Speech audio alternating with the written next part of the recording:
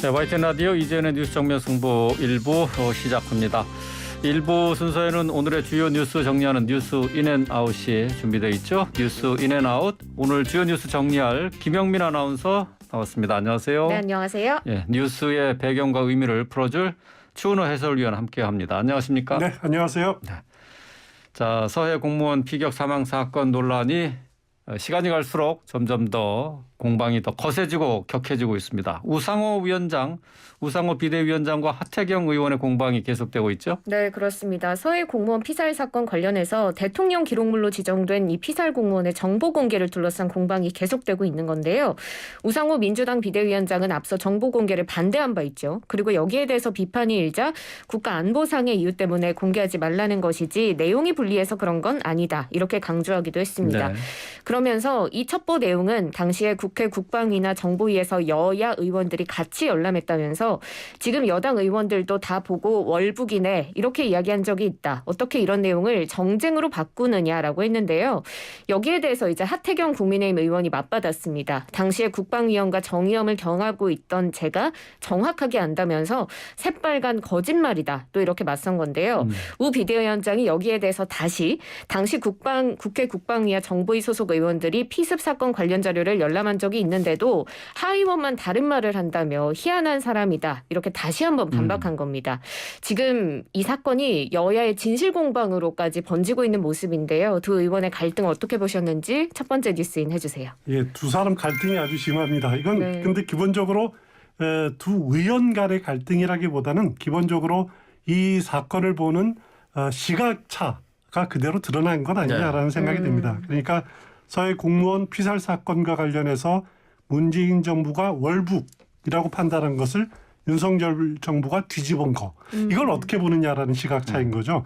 기본적으로 윤석열 정부하고 국민의힘은 이 사건을 기본적으로 문재인 정부가 북한에 굴정해서 공무원 피격 사건을 월북으로 조작했다. 이렇게 보고 있는 거죠. 네. 그래서 문 정부 시절 대한민국 정부가 국민을 제대로 지켜주지 못했다. 그거는 스스로 존엄을 포기한 그 참극이다. 그렇기 때문에 뒤늦게라도 지금 모든 자료들을 다 공개해야 되는 것 아니냐. 대통령 기록물이든 뭐든 다 같이 봐야 되는 것 아니냐. 네. 민주당이 좀 떳떳하게 응해라. 뭐 이런 입장인 거고요. 반면에 민주당은 이 사건을 새로운 색깔론, 그러니까 신색깔론으로 네. 접근하고 있다라고 봅니다. 그러니까 윤석열 정부가 전 정권과 야당을 상대로 강대강 대결 모드로 이렇게 국정 운영 기조를 전환하고 있다. 그 수단으로 신색깔론을 펼친 거다라고 이렇게 주장을 하고 있는 거고요. 그리고 대통령 기록물 공개 나서라고 한 것도 이제 우상호 비대위원장이 그거 공개하면은 어떤 루트를 통해서 우리 정부가 첩보를 입수했는지 다 드러나는데 그것까지 위험을 감수할 거냐 이렇게 반대하다가 지금은 그러면 다소 이렇게 유연한 태도로 바뀌었어요. 그리고 이 과정에서 우상호, 하태경 두 의원 간의 아주 감정 싸움까지 네. 지금 번지고 있는 것 같습니다. 지금 단순히 감정 싸움을 떠나서 이거는 모든 국민들이 사실 진상을 좀 알고 싶어하는 부분들이 상당히 있거든요. 예, 그렇죠. 그래서 그 정치권이 좀 적극적으로 응했으면 좋겠습니다. 네. 근데 지금 뭐 앞서 말씀 주신 것처럼 진실 공방을 넘어서 이게 비방전으로까지 번지고 있는 상황인데요. 구체적인 사례를 좀 설명을 해드리자면 지금 우상호 비대위원장이 먹고 사는 문제가 얼마나 급한데 이게 왜 현안이냐 이렇게 발언한 바가 있고 여기에 대해서 하태경 의원이 인권 짓밟는 경제가 전두환 국정 철학인데 우상호 이분은 자기가 싸웠던 분 닮아가는 것 같다 이렇게 발언했거든요. 그러니까 지금 이 발언을 두고 전두환 씨에 빗댄 거죠. 이 그렇습니다. 발언에 대해서 좀 어떻게 보십니까? 말이 거칠어져서 이렇게 그러다 보면은 해야 될 말이 있고 삼가야 될 말이 있는데 어떻게 보면은 그 우상호 의원으로서는 자기를 전두환 전 대통령에게 비유했다는 거, 비교받았다는 거 굉장히 기분이 나쁘고 불쾌했을 겁니다. 네. 그리고 그것도 다름 아닌 그 하태경 의원도 과거에 민주화 운동도 하고 했던 어떻게 후배가 사실 거기다가 이렇게 이야기했다는 것에 굉장히 불쾌했을 텐데 같은 정신이라도 이렇게 싸울 때라도 좀 말을 가려서 했으면 좋겠다라고 하는 생각이 들고요. 네. 이렇게 사생 결단하듯 서로 비판하고 감정 싸움하면은 보는 사람 입장도 상당히 피곤합니다. 결국 이 문제는 여야 의원들이 같이 자료를 열람해서 네. 그러면 이제 모든 것이 해결될 문제예요. 하태경 의원은 열람한 적이 없다고 주장하고 있고 그리고 우상호 의원은 열람 같이 하지 않았느냐 월북이네라고 말하지 않느냐라고 이렇게 엇갈리는 거지 않습니까? 그러니까 지금이라도 다시 한번 더 열람하면 되는 것 아니냐 네. 이렇게 막연하게 그런 생각들을 하는데 예, 예. 물론 이제 정보를 어떻게 공개할 거냐 이런 것들은 여야간에 합의가 있어야겠지만은 서로 진실을 밝히는 그런 측면에서 여야가 다시 한번 열람을 하든지 공개를 하든지 여기에 합의를 했으면 좋겠다는 생각이 듭니다. 예.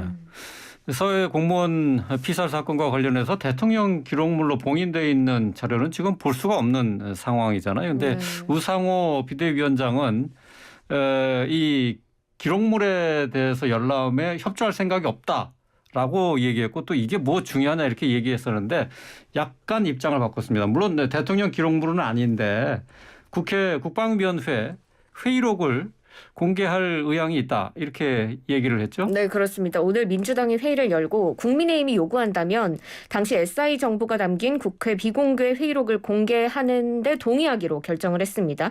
오늘 회의에서는 국회 전반기 국방위 소속 민주당 의원들이 참석했고 또 회의에서 이 자료가 부족하다면 한미 정보당국의 동의를 받아서 다른 첩보사항을 공개하자 이런 의견도 나온 것으로 전해졌는데요. 또 민주당의 초선 의원 모임이죠. 더 민초도 정보 공개를 하는 것을 꺼리지 말고 적극적으로 공개할 건 하자라는 의견에 많은 분들이 공감했다면서 좀 적극적인 공개 의지를 밝혔습니다. 이게 아무래도 안보 문제가 얽혀 있는 건데 그럼에도 불구하고 공개하자라는 의견이 나왔다는 건 민주당이 이번 논란에 대해서 그만큼 좀 떳떳하고 자신이 있다 뭐 이렇게 받아들일 수 있는 걸까요? 그런 건 아닌 것 같습니다. 일단 자신이 있는 건지 아니면 자신 있는 척하는 건지 아니면은 진상을 밝혀줘야 된다는 국민적 요구가 거세니까 거기에 뒤늦게라도 이렇게 보여주는 따라가는 건지 그거는 정확한 뜻은 잘 모르겠습니다만은 기본적으로 이 사건이 수면 위로 떠오른 것이 뭐냐면 유가족이 제기한 정보공개 청구 소송이었죠. 1심에서 문재인 정부가 패소했었습니다. 네. 그리고 2심에서 진행되는데 윤석열 정부가 항소를 취한 데서 이렇게 이제 다시 공개 떠오르지 않았습니까? 그 바로 이튿날에 해양경찰이 월북 근거 없다 발표했고 국방부가 유감 표명했고 이렇게 이어지고 있는데 일단 정부가 항소를 포기했기 때문에 일부 정보 자료가 지금 유족에게 공개가 됐었죠. 네. 해양경찰청 수사기록 자료 뭐 이런 자료들이 네. 일부 공개가 됐고 민주당이 국회 비공개 회의록을 일부 공개하자라고 할 수도 있다라고 한 것도 보면은 아주 핵심 자료들은 아닐 일부죠? 수가 있습니다. 예. 그렇습니다. 그렇기 때문에 핵심은 뭐냐면은 결국 당시 청와대 국가안보실이 어떤 보고를 받았는지 어떤 지시를 했는지 어떤 토론을 했는지 그 자료가 핵심이거든요. 네. 이거를 봐야지 문재인 정부의 대응 여부가 적절했는지 아니면은 그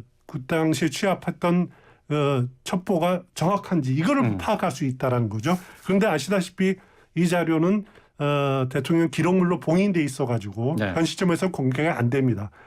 그렇기 때문에 유족이 대통령 기록관에 정보 공개를 또 요청을 해놓은 상태입니다. 네. 그렇지만은 대통령 기록관에서 이 정보 공개를 받아들일 가능성은 이렇게 좀 크지 않아 보이고요. 네. 그럴 경우 할 수 있는 것이 뭐냐면은 유족들은 행정소송 이렇게 내는 방법들이 있습니다. 네. 물론 법원에서 이렇게 판단해서 공개 열람하도록 할 수도 있지만은 그러면 시간이 많이 걸리잖아요. 네. 근데 지금 논쟁이 되고 있기 때문에 가능한 방법은 국회가 동의를 하면 됩니다. 3분의 2 이상의 동의면 열람이 가능한데 과거에도 또 그런 일이 있었지 않습니까? NLL 발언 관련해서 네. 결국 민주당이 찬성하면 지금이라도 열람이 가능하다는 거죠. 과연 국회 비공개 회의록을 공개한다고 해서 모두를 만족시킬 수 있을 것인가 저는 그렇게 보지는 않고요. 네. 네. 아마 대통령 기록물이 공개되더라도 이거를 가지고 여야 간에 또 엇갈린 해석을 할 겁니다. 똑같은 자료를 놓고 다른 그렇습니다. 해석이 나온다. 다른 해석을 할 예. 겁니다. 하지만은 그나마 국민적 의혹이 쌓인 상황에서는 최소한의 공개 노력들은 정치권이 좀 기울여야 되지 않느냐는 생각을 네. 합니다. 네. 유적 측은 앞서 뭐 얘기하신 대로 행정소송이나 뭐 이런 걸 통해서 문건 확보에 나설 계획이라고 이렇게 말씀해 주셨는데 이거 외에도 이제 고소고발 이런 네. 것도 지금 찾아보고 있는 거죠? 네, 고소고발 계획도 검토 중이다라는 입장이 나오고 있고 오늘 유가족의 편지, 자필 편지도 공개가 됐습니다. 지금 우상호 위원장이 이번 사건을 이제 월북 공작으로 규정한 국민의힘에 대해서 신색깔론이다 이런 입장을 펼치고 있는 가운데 유가족이 이제 적국에 의해 남편과 아버지를 잃은 한 가정의 아픔에 대해서는 공감하지 못하고 정치적인 이익에 따른 발언을 무책임하게 내뱉는다며 우 위원장을 비판했는데요. 또 이대준 씨의 아들 이모 씨가 오늘 우상호 의원님께라는 제목의 자필 편지를 공개하기도 했습니다. 편지 내용을 좀 보자면 월북인지 아닌지가 뭐가 그리 중요하냐고요. 그것이 중요하지 않다면 왜 그때 그렇게 월북이라 주장하며 사건을 무마시키려 하셨던 거냐며 월북이라는 두 글자로 저는 어머니와 극단적인 선택까지 생각했고 우리 가정은 완전히 망가졌다 이렇게 밝혔습니다. 사실 가족을 잃은 유가족 입장에서는 이 사건이 정치적으로 쟁점화되는 것이 굉장히 마음 아플 것 같습니다. 유가족 입장 좀 어떻게 보셨습니까? 좀 유가족 입장을 생각하면 좀 그 제3자 입장으로서 가슴이 무척 아프죠. 네. 일단 월북자의 가족 이런 딱지가 지금 계속 붙어 있지 않았습니까? 네. 그러면은 굉장히 사회생활하기 또 학교 생활하기 굉장히 어려웠을 겁니다. 그리고 경제적인 문제 그것도 굉장히 심각했을 거고요. 네. 그런 문제들 때문에 사실 가족 입장으로서는 엄청난 십자가를 지고 사는 천형을 받고 사는 그런 느낌을 받았을 텐데 여기에 더해서 대한민국 정부 거기다가 정치인들까지 어떻게 보면은 자신들을 어떻게 보면 월북자의 가족 이렇게 몰고 간 것에 대해서 이것을 한번 벗어나고 싶다라고 하는 마음들이 굉장히 강했을 거예요. 네. 우리가 그리고 지금까지도 서해 피격 공무원 이렇게 표현하지 해양수산부 공무원 이대준이라는 표현을 안 쓰지 않았습니까? 이름조차도 제대로 가지지 못했던 이제 거죠. 정확하게 표현하면 북한군에 의해서 서해상에서 피살된 해양수산부 공무원 이대준 네. 뭐 이렇게 표현하는 것이 맞는데요. 네.